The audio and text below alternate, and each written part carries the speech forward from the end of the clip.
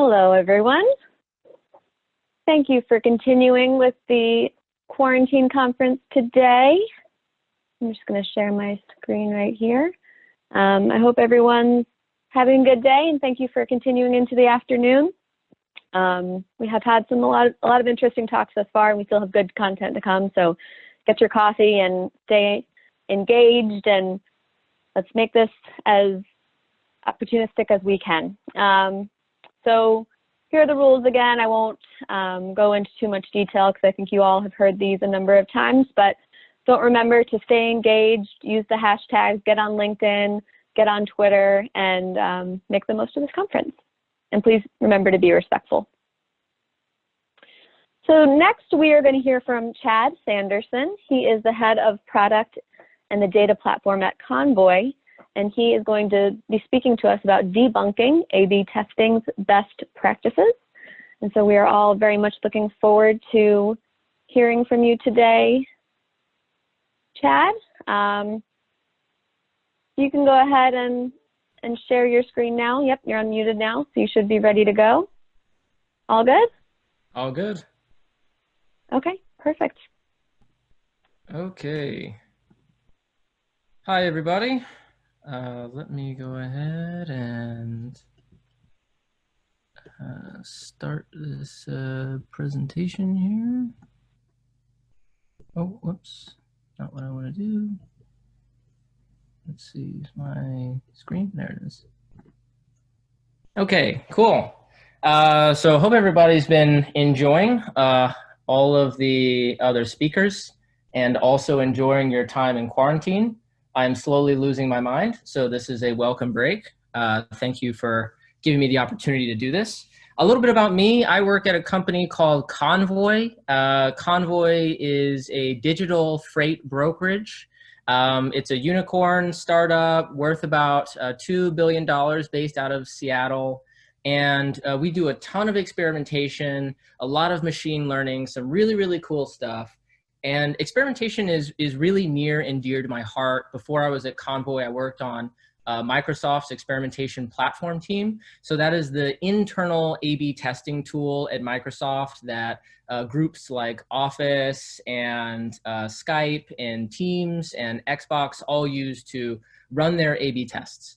So experimentation is something that I love a lot, although something I've noticed recently that's been magnified a lot in the wake of COVID-19 is that a lot of business leaders and stakeholders who at one point were really bullish about experimentation and optimization and A/B testing are now starting to question its value a little bit. I've even had a few of those conversations myself over the past few months. Luckily, not so much at Convoy, more so at Microsoft. So what I wanted to do with this presentation was take a look at some of the best practices that I feel may have led to these sort of questions coming up, and how much value the common best practices in the A/B testing industry actually add. So before we jump into talking about best practices, I actually want to talk about kind of how we arrived at this situation and how business leaders and stakeholders have been sold A/B testing. Okay. So a lot of you have probably seen some charts like this if you're familiar with A/B testing. There's usually some x-axis, which is time, and then on the y-axis we have some metric that we care about, like revenue or app downloads, and two gradually diverging lines which represents a counterfactual world or a different universe, where in red we have a universe where we didn't do A/B testing and changes and improvements just sort of slowly sputter along and don't really go anywhere. And with A/B testing, we have these, massive improvements and really huge jumps. And at the end of the day, we're 220% better than where we would have been. A lot of these charts were shown to business leaders and stakeholders by third-party experimentation platforms. And of course, your eyes would bug out of your head if you saw this, right? Like 6 months, you're telling me I'm going to be making 200% more revenue. That's amazing. However, what I've noticed with a lot of these companies that get sold on the hype of A/B testing is that at the end of the day, their results actually look closer to this chart. So you see the A/B testing results, or at least the reported results and the improvements that features deliver at this gradual linear climb over time, whereas the actual business results, or what somebody's looking at in a P&L sheet, or what your financial team might be looking at, is relatively flat. And how do you actually rectify these two things? So let's sort of continue down this road of like, what were people sold and what were our business leaders sold about A/B testing? So I went back in time on Google, and I was looking for some of the ways that experimentation or randomized controlled trials were described. And there's a few common headlines, like these are some examples of what you might see, right? The gold standard, the rise of the randomized controlled trial and experiment design, the gold standard of evidence, the randomized controlled trial. So if you're not familiar with the term gold standard, it basically means the best possible way of doing something, or the best possible method. If you have a gold standard for some particular field or activity, and you want to do that activity, if you use anything less than the gold standard, you're essentially doing it in an incomplete or unoptimized way. So the question is, what exactly is the gold standard of A/B testing talking about? What does it encompass? And here's a few comments that I found from some of these articles where it mentions just that. Experimentation is the gold standard for learning cause and effect in scientific research. Okay, that seems pretty reasonable. It's also the gold standard for measuring the effectiveness of changes to a website, of online optimization, strategic decision-making, evaluating new product strategies, and even eliminating biases. So again, you imagine that you're a business leader and you're seeing these amazing charts, and then you're reading about A/B testing, and it's saying that it's the gold standard, the best possible method of strategic decision-making and eliminating biases. Of course, it sounds like a really incredible and important investment to make for your business. And a lot of the experimentation platforms, so the tools themselves, would essentially back up these beliefs, right? This is a common output of a test result. So test B converted 34% better than test A, and I'm 99% certain that the changes in test B will improve your conversion rate. Well, that's pretty awesome, right? You basically have a tool that's telling you, I know exactly how much this feature is better than another feature, and I am extremely, extremely certain that that change is real. And you can see this reflected in a variety of other tools as well that are all making similar claims about what they know on the data and the likelihood that the changes they've seen are true and real. So there is something really important to understand about all the data that we just saw, and it's that it's derived from experimental statistics, okay? So experimental statistics, anytime you run an A/B test, experimental statistics are performed, and the output is usually translated into a significance value or a p-value or a confidence level or something like that. So the critical piece here is that those types of experimental statistics only interpret the past, they don't predict the future. And that's actually a really, really important caveat to add when understanding what these types of results are telling you. So for example, here's a quick visualization of what we can know about the impact of an experiment over time. There's sort of two time periods that we care about when it comes to an A/B test. The first time period is the time that an experiment ran. So that might be 2 weeks or 3 weeks or 4 weeks or whatever it is. And then there's the point in time where we then need to make a decision. We need to analyze our results and figure out if this feature is good or not. And then we can push it into production or onto the website. And then there's the future time, right? Like then there's everything that hasn't happened yet, but we're going to assume that the experiment is probably going to deliver a similar value over that time period, right? So this is what we know. We have an experiment. It resulted in a 10% change. We had 10,000 people in that experiment, and we got 95% significance on that. Well, that's really great. So what does that tell us about the future? Well, these answers, we don't really know, right? Because like I said before, experimental statistics are only descriptive of the past. They make no statements about the future at all. And that brings us to sort of the first important point, which is that the questions A/B testing can answer are not actually the question the business leaders really care about. So if you're a business leader and someone tells you that a feature delivered a 10% improvement across a week to 2-week time period, I imagine that your first reaction is going to be, okay, that's cool, but what about its improvement over the quarter? What about its improvement over the year? That's what I really care about, not the small gains that happen from week to week. That's way too variable. So you might be saying to yourself, okay, Chad, so I understand that experimental statistics describe the past and we can't make these predictions, but that doesn't really matter because I'm following the best practices. And I've read online that as long as I follow the best practices and I do that consistently, then my experiment results are all going to turn out okay. And eventually I'm going to see this nice aggregate improvement to the bottom line business value.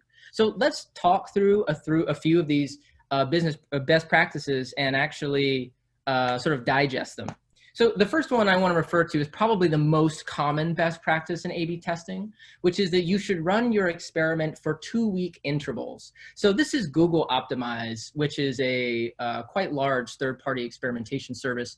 And it says, keep an experiment running until either 2 weeks has passed or at least one variant has a 95% probability to beat the baseline. Another example from another tool. You can see in this middle section, set a minimum time the experiment will run with a default threshold of 2 weeks. And then finally, this is during the data gathering phase. Keep your experiment running. We recommend running most experiments for at least 2 weeks. So as you can see, this is not an uncommon thing to believe. The tools and the platforms that we use are recommending this 2-week threshold. So why are they doing that? What is actually so special about running an experiment for 2 weeks? Well, this is from an article from CXL, which is a really great website, and I strongly recommend checking it out if you haven't heard of it. And so I'm just going to read this middle section here. We need to rule out seasonality and test for full weeks. Did you start the test on Monday? Then you need it to end on a Monday as well. And that's because your conversion rate can vary greatly depending on the day of the week. If you don't test a full week at a time, you're skewing your results. So that makes sense, right? If I'm running a test and I started on Monday and I want to end it on Wednesday, I'm not accounting for Thursday, Friday, Saturday, and Sunday, which is the point at which visitor behavior could change. So maybe my data won't actually be representative and I won't see the results I expect when I push that into production. There's another reason for running tests across 2 weeks, and this is to capture the business cycle or the customer life cycle. So when a user comes to your application, whether it's a website or a mobile app or whatever it is, then they usually go through at least some version of this life cycle as they interact with your website. They will sort of check out your site, check out the offerings, maybe they'll buy something, then they'll leave, maybe they won't buy it, maybe they'll leave, maybe they'll come back, maybe they'll buy it again, maybe they'll buy it, a couple weeks later, things like that. Every single website has a different customer life cycle. And so what the 2-week experiment is meant to do is to capture as much of that life cycle as possible. So for example, let's say that you have a 5-week lead time on a customer. They come to your website, they browse, or a 5-day lead time. They browse around for a couple days, and then 4 or 5 days later, they return and they buy. Well, what you don't want to do is only run your test for 3 days, because then you're not actually capturing the point that they're going to buy your product, right? You want it to at least go for that long.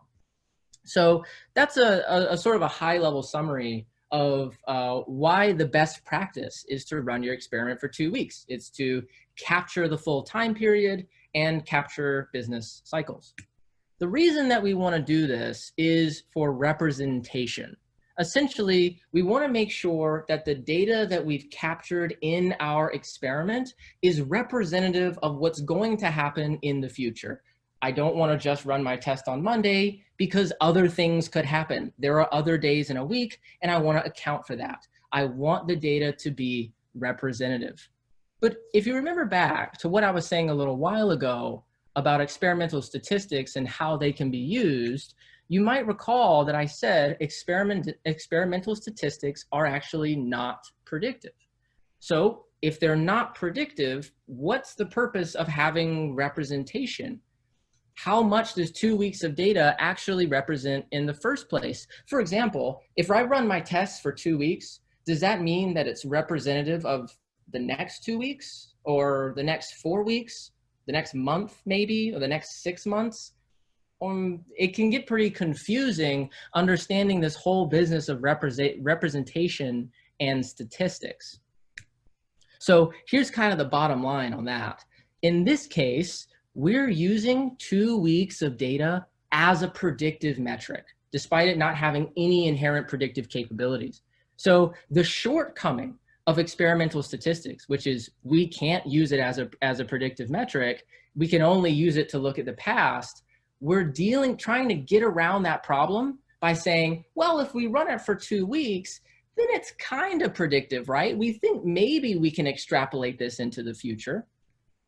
So one of the important points of this whole presentation here is that if we really care about being predictive, that means if we want our experiments to be a signal on what's going to happen in our data 6 months from now, or a year from now, or 8 months from now, or whatever it is, then we don't really need to care about the 2 week threshold. What we really need to care about is creating the best possible predictive metric.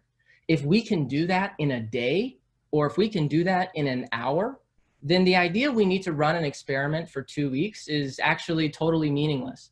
And this is something that we've done not only at Convoy, but at other companies I've worked with as well. So if you want to talk about how to do that, then we can certainly have a conversation after this presentation is over, but that's a little in the weeds for what we're doing here today.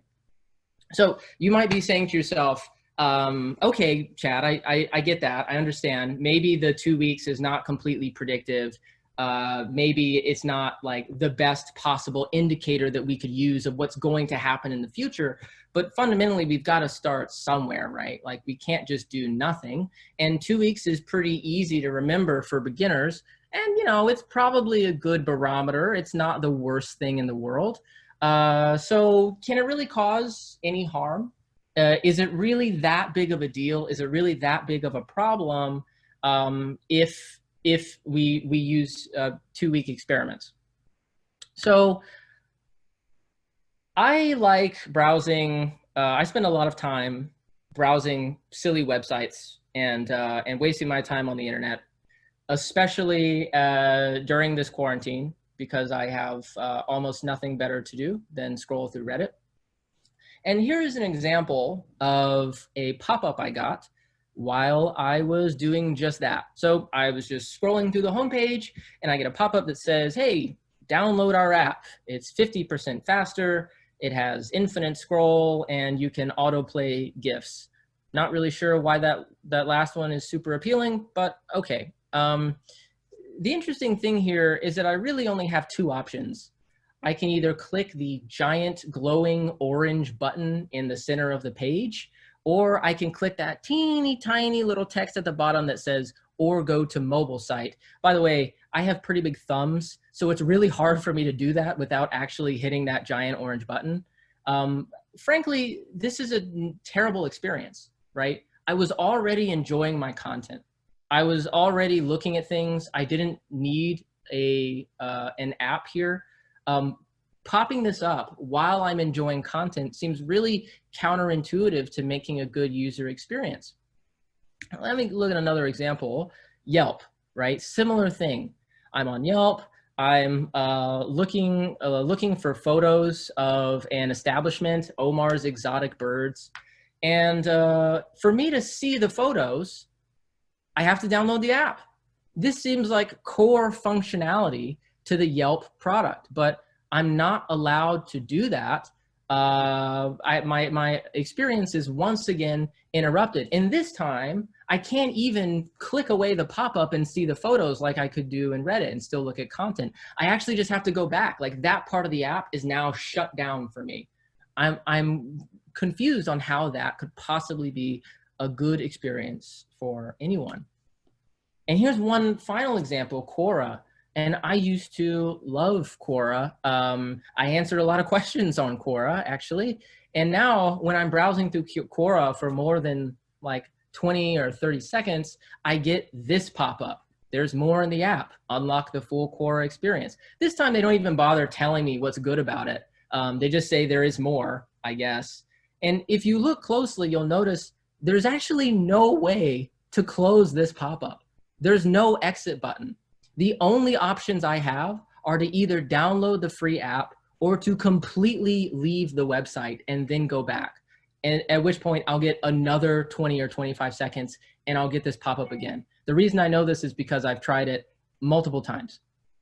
So there's an interesting question asked here, which is how do experiences like this at very tech-savvy companies come to exist? This is obviously bad. This is obviously not enjoyable. Why is something like this presented with such regularity?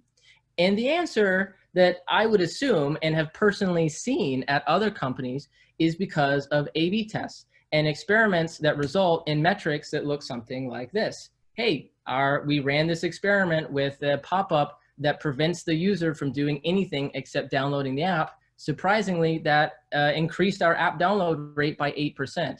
It didn't really hurt revenue that much, didn't really impact visits that much, and sure, it might have decreased our content sharing capabilities per user by 5%, but guess what? We're okay with taking that loss if we get more app downloads.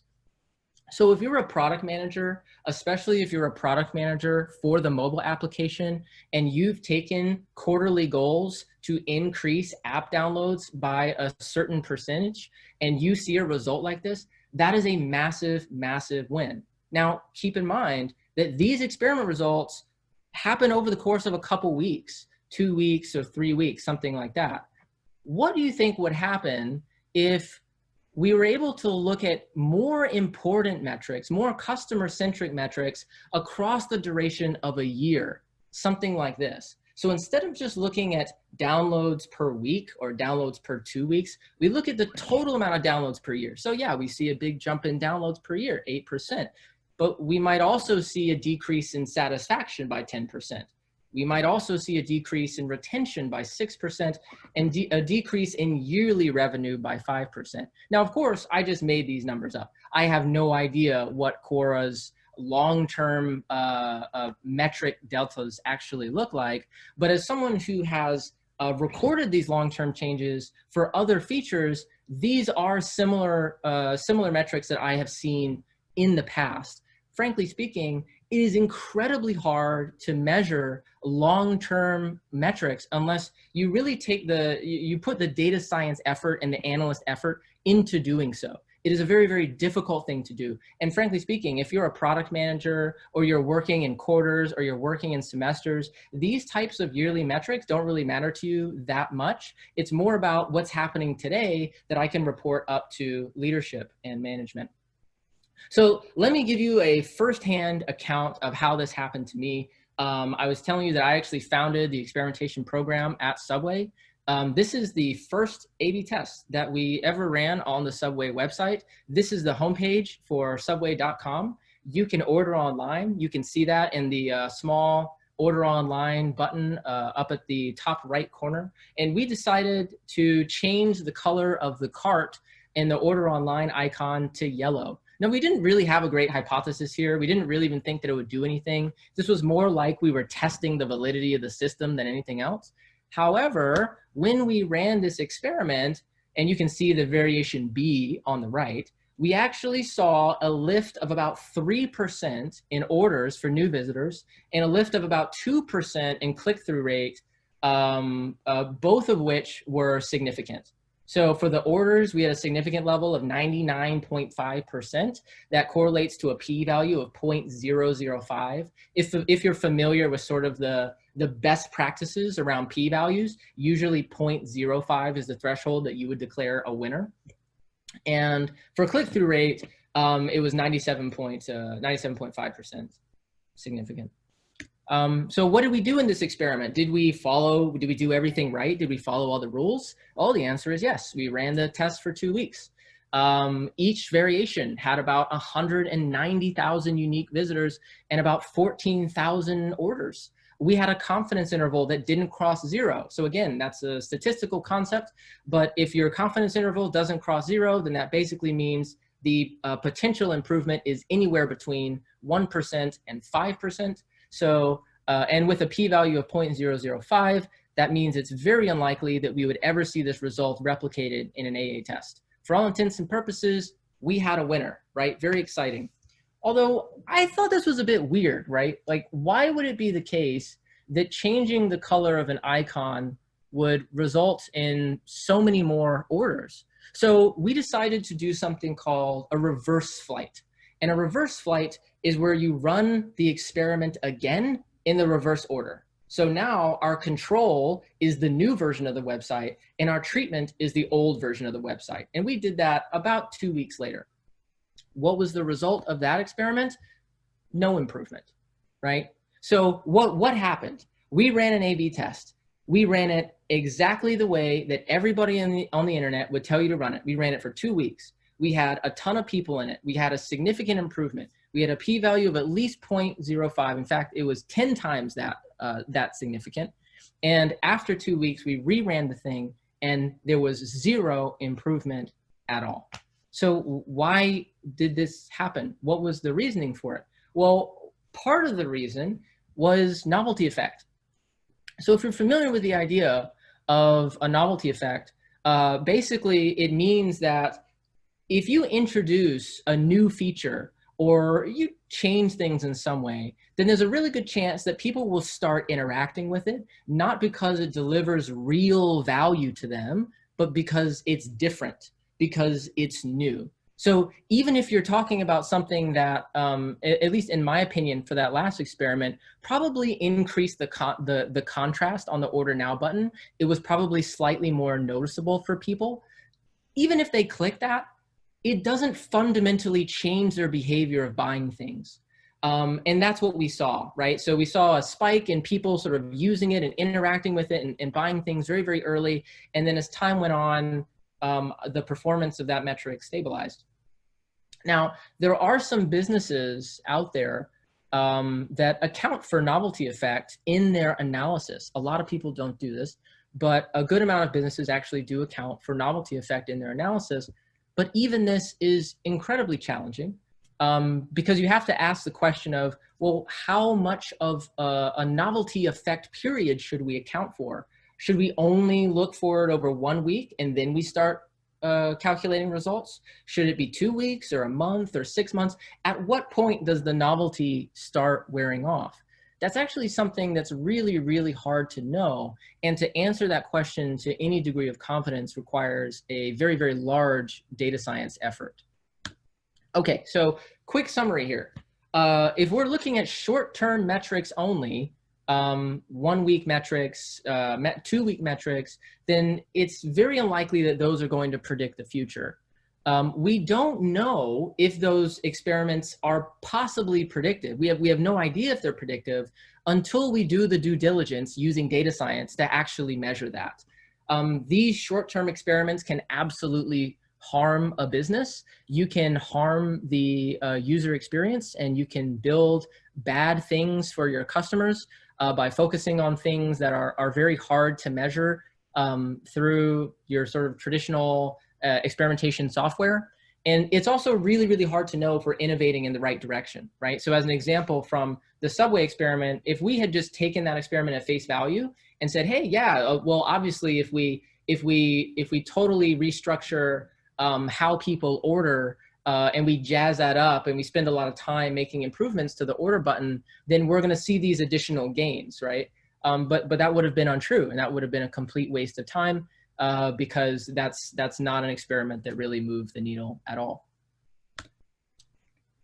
Okay, so how do we fix this, right? There's a lot of doom and gloom in that presentation. Obviously, I think experimentation is still extremely important.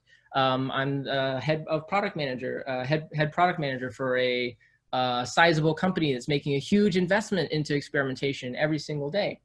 So what I would say is this: number one, experimentation is extremely, extremely valuable. In my opinion, it's one of the most important things that product teams can actually do as a validation tool. There is no other method that is as good as experimentation when it comes to the measurement of business metrics and engineering metrics. So if you're trying to measure those, then nothing else even comes close. And that's extremely, extremely valuable to do well.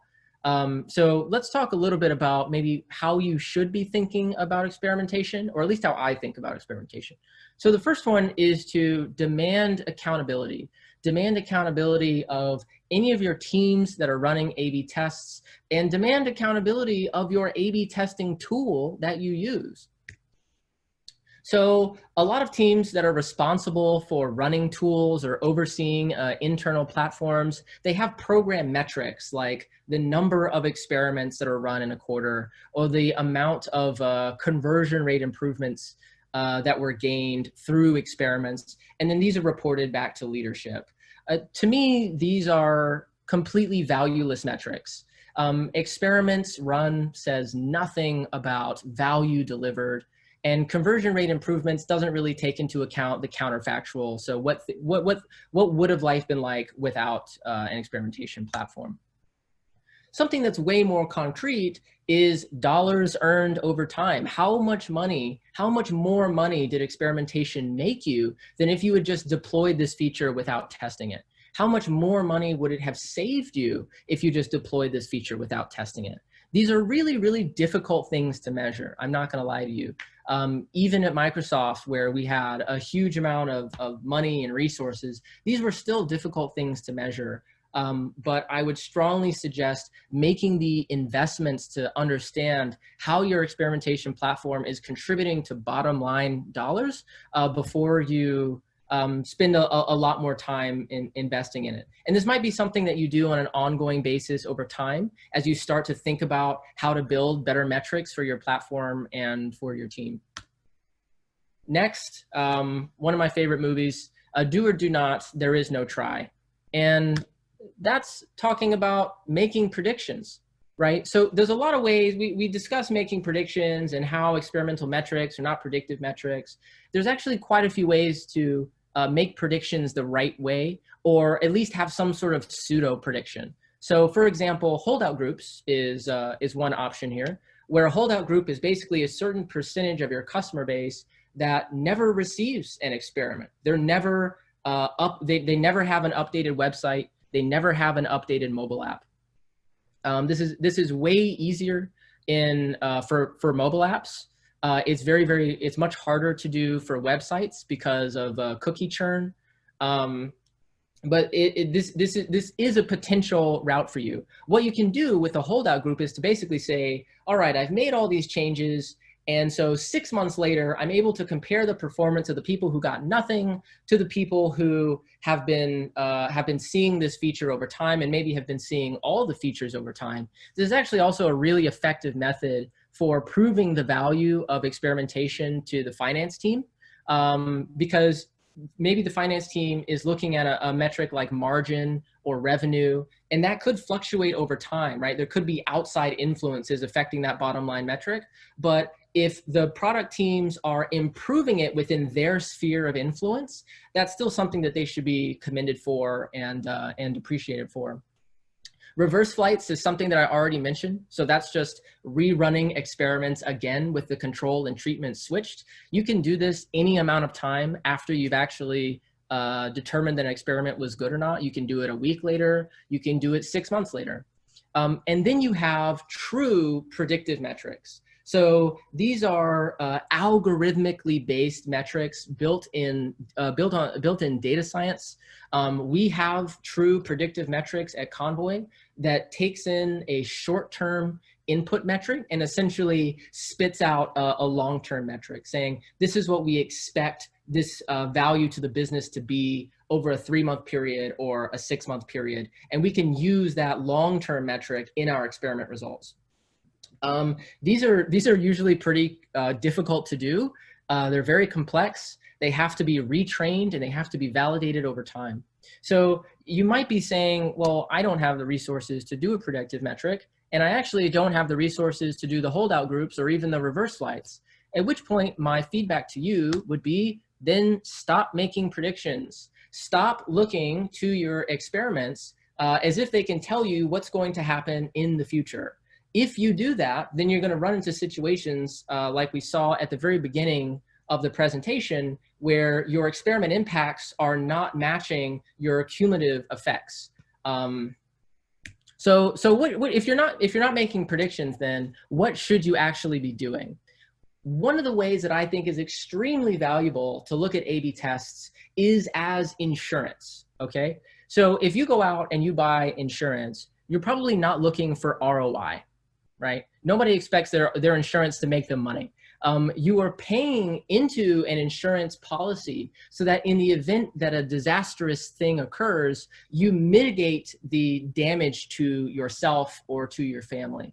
And that's a really good way of thinking about experimentation, I think. So the focus could be stopping really bad experiments early, or stopping features that have problems with them. Something that's extremely common, in fact, I would say in almost 80 to 90% of all the features I've seen built and deployed over the years, is that they have some bugs at some level. It could be something relatively benign, like an instrumentation bug that just you get like the wrong measurement to it. Or it could be something really major, like a functionality bug that doesn't work the way that you expect. It crashes a user's experience. It returns a whole bunch of error rates. It slows the entire site down, right? These are all things that could happen, and they happen very, very, very frequently. If you're running an experiment for all of these features that are deployed, then you're going to be able to catch all of those bad things and fix them. And not only can you fix them, you can know to a pretty high degree of accuracy who are they impacting, how much are they impacting your customers, and what is the thing that you should be fixing in the first place. If you don't have any form of measurement around these features that are going out, you might not even know that the bug's happening at all, right? It may be that some customers in Italy or some customers on a particular operating system that you didn't test happen to be running into error rates, and the impact of those is just too small to observe from your aggregate data.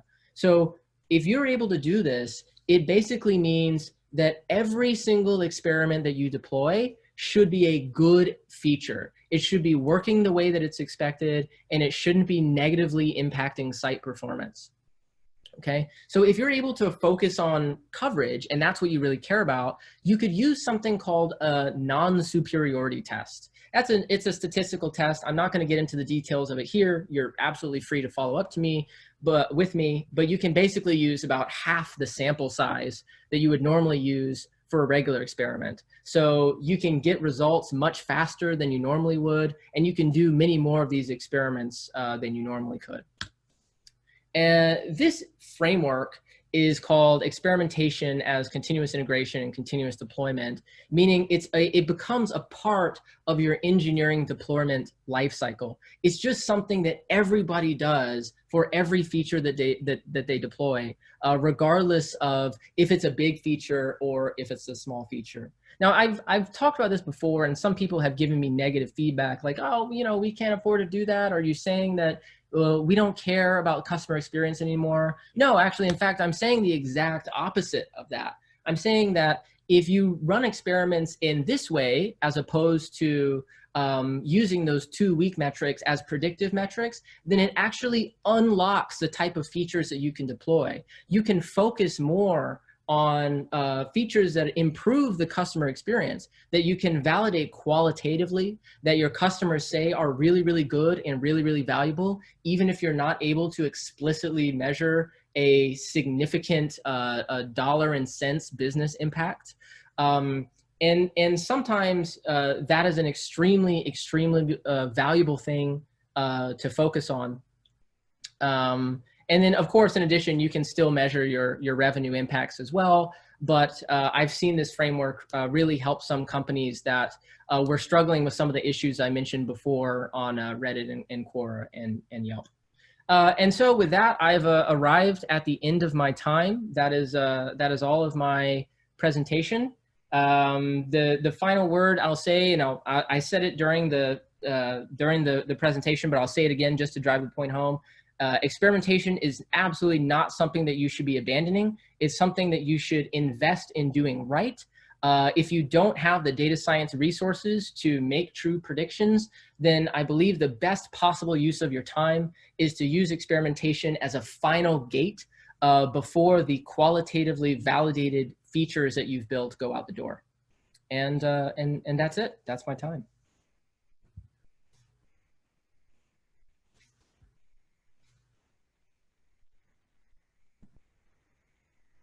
Thank you so much, Chad. That was super interesting. We don't have any questions as of yet, so everybody start putting all your questions in the chat box that you have for Chad. Is really interesting talk, so I'm sure a lot of people have some follow-ups. What are you on here? So this one is from Doug. Great presentation, thanks. In this type of A/B testing, do you ever include a subset of interviews or custom surveys with users to validate findings and/or find out why it works? Yeah, so normally, I can speak to the way that I've done this in the past. Normally what we would do is validate that the feature worked qualitatively beforehand, right? So we would go to them and say, okay, here's this idea, like let's say on Convoy, we want to give them the ability to rate their shipment facilities. So we would build that feature out in our UX. We would take it to them. We would say, hey, look through this feature, use it, tell us what you think. And then if we got pretty good feedback from that, then we would run it through an experiment to make sure that nothing was going off the rails. We might see, for example, that the way that the feature is implemented, not in the concept, but in the actual implementation of the feature is buggy, or it breaks something. Or if you've done like some particular workflow, like, hey, before I rated this facility, I logged out and then I logged in again, and then I go to rate it and my whole app crashed. Those are things that are really, really hard to QA for in its entirety. There's just too many potential use cases. So experimentation can really, really be good, not just for testing those, but also for measuring the actual business impacts that we think the feature might have. Mm-hmm. So for your qualitative methods, do you do a lot more qualitative than quantitative at this point? We do a lot of qualitative. I don't know if a lot more. I would say it's probably pretty balanced. It depends on the type of feature. So if we're working with, if we're putting out a feature that I'd say is customer facing, or that is customer experience affecting, then there's a lot of qualitative groundwork that goes into proving that actually is valuable and makes sense. If it's something that is not as noticeable to the customer, so for example, we have a pricing statistical model or an algorithm that we use to basically determine, like, at what price do we accept a bid? Like, what's the most reasonable bid for us to accept? Should we let this auction go on for another 3 weeks, or should we stop it here? That's all done using machine learning. And changes to that model are things we experiment with, so we can actually see the impacts of making those changes in production. It's a lot harder for us to qualitatively validate that, because maybe it produces a good result for one user, but it produces a bad result by 1% on average for 100,000 users. Right. Okay. Anybody else have any questions for Chad? Throw them in the chat.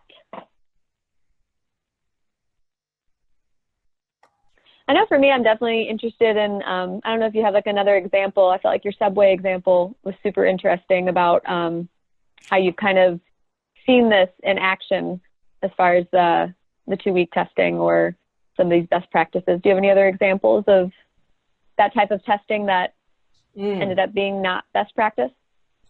Yeah. What's another good example?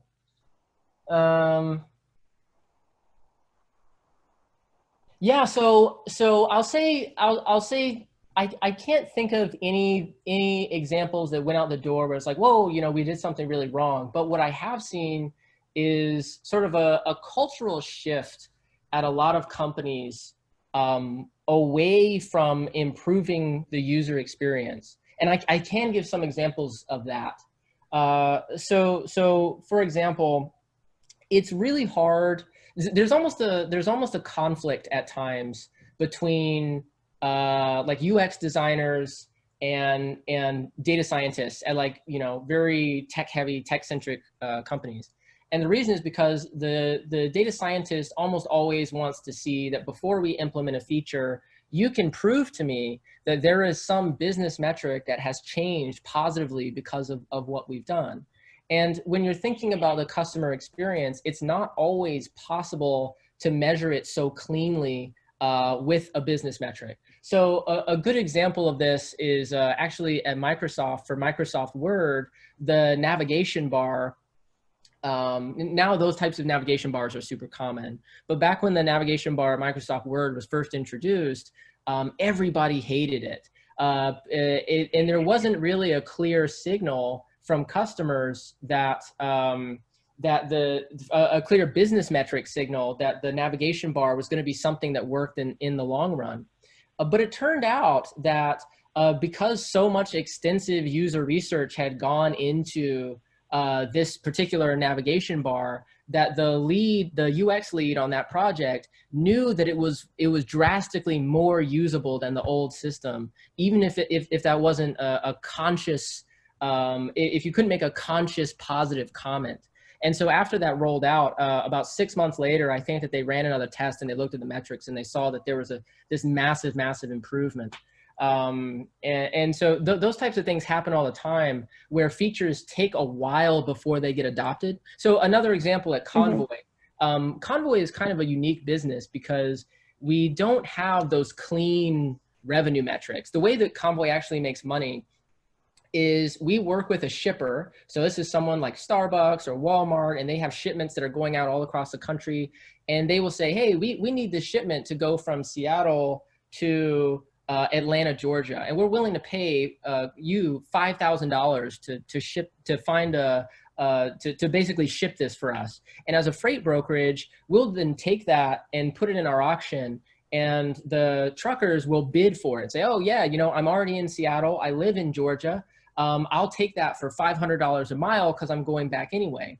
And then we would make the difference between that. So in that case, we'd make $4,500. So oftentimes there's a really long lead time between the fact that we made some money, because it only comes from, it starts with our shippers, to something like UI improvements for the app for truckers, right? We wouldn't know that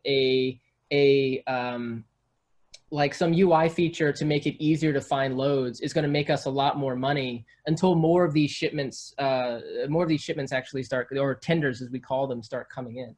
So we have to rely on the qualitative piece and believe that we're making the customer experience better, and then take a more longer term approach to measurement. Mm-hmm. Right. So we do have a question from Mary. She said, so many people think quant big data is more compelling than qual. Any advice for convincing people on the value of qual alongside quant? Yeah, Mary, I totally agree with you. I think that is a problem, and I think it's because quant it's more tangible, right? It's just easier to hold in your hands and say, like, oh, I can see the number of clicks that someone has taken on a website. I can see that number has improved when I do something. And typically I see those changes immediately. When you have to go out and talk to another human being and hear their feedback, and then you have to sort of like digest their feedback, and you can still take qualitative data and present it in a quantitative way. So like, this many people ran into errors while they were doing something on your application. I think that's probably a good start to convincing people of the value, is try to quantify your qualitative data as much as possible. and present it in a way that those more like the people who are very metrics minded would understand. Having a paragraph and saying like, yeah, you know, this we've seen that X many people, like we've talked to 10 people and they really like the application. That probably is not going to resonate very well with metrics minded people. But if it's more something like, hey, here's a table, here's the number of people in that table that ran into errors, here's the number of errors that they ran into, and when we tried this new thing, here's the reduced volume in errors. I think that's something that they would resonate a lot more with. Yeah, that makes a lot of sense. All right, well, we don't have any questions for right now, so I think we can probably, oh, Bill? Hey, Chad. I have a quick question for you, and maybe the final question. You, obviously in your current role, you are the one who is basically looked to implement a process like this. For someone who is maybe earlier in their career in, you know, a lower totem pole position, or in an organization where, you know, there's just the way of doing things is so ingrained, and someone wishes to implement or you know, start doing this type of process, what advice would you give for them? Yeah, that's a tough one, because in my experience, the impetus for better measurement and experimentation has typically come from an educated leadership team. If the leadership doesn't care about measurement, then it's going to be really hard to implement something at a lower level. That being said, I think that people like pretty numbers, and they like green, and they like checkboxes. So one thing that I used to do when I was in a similar situation, as in we were running experiments on our particular unit, and elsewhere in the organization, they weren't doing it nearly as much, is when it would come time for our weekly business reviews or our quarterly reviews, the way that we presented our information was, here's the feature that we did, here's what it was, here's the metric before, here's the metric after, here's how much value that we added. And because we ran an experiment, then we can start talking about our team actually delivered this much value this quarter. And a lot of the other product teams weren't able to do that. They were making estimates. They were saying like, hey, look at this chart over time. You can kind of see it going up. And by comparison, a product leader is usually going to start asking questions if you present this new sort of worldview to them. Like, hey, how do we know that graph is that you know, improvement is because of your feature? And unless you're running an experiment, then you really don't have a very good answer to that. So I would say that the best way to do it is to start trying to implement some of this stuff locally. There's really cheap ways that you can begin doing experimentation. Google Optimize, for example, is totally free, and there are other free platforms out there as well. There's other platforms that do free trials for a pretty extended amount of time, and the implementation costs are also quite low. It's usually like a single line of JavaScript in the header of your page if you want to use something client side. If you want to do it more on the server side, then yeah, it's kind of a lot of work. But you can get started. You can actually get started with some of this stuff pretty cheaply. Another way to do it is, if you want to start on the qualitative side, is if you're designing a new feature and it's implemented, you can actually run a statistical test in more of the conventional way, like more in the academic style test, without using all those like online fancy, you know, doodads and gizmos and things like that, where you just have this at column A, these are the users that are doing using the site in the current way. Column B, these are the users who use the new feature. This is the metric. And then there are some really simple statistical testing packages in like Microsoft Excel that you can use, or plugins for Microsoft Excel that can give you a statistical output. Fantastic. Very good. Yeah. Good job. Awesome. Thank you, Chad. We'll give you the applause on behalf of everyone else. Now, this was a great presentation. Definitely appreciate it. Sure. We've been Yeah, seeing some thanks for folks. having me. I really appreciate it. And I hope that it was valuable in a time where, I don't know, I was just bored out of my mind, honestly. I'm glad I can speak to some like-minded people while I'm I'm trapped at the house. We can nerd out together, absolutely. Yeah. Well, thank you, Chad. We've got one more presentation coming up in about 5 minutes. This is our final one. So, Chad, if you can stick around and attend, that would be great. Otherwise, we'll catch you later. This will be our last one. So this is going to be our cocktail hour presentation. So everybody run and grab yourself a drink, and we'll clink glasses as we go into our final presentation. Hang tight and we'll be right back. All right. Thanks, guys. Bye.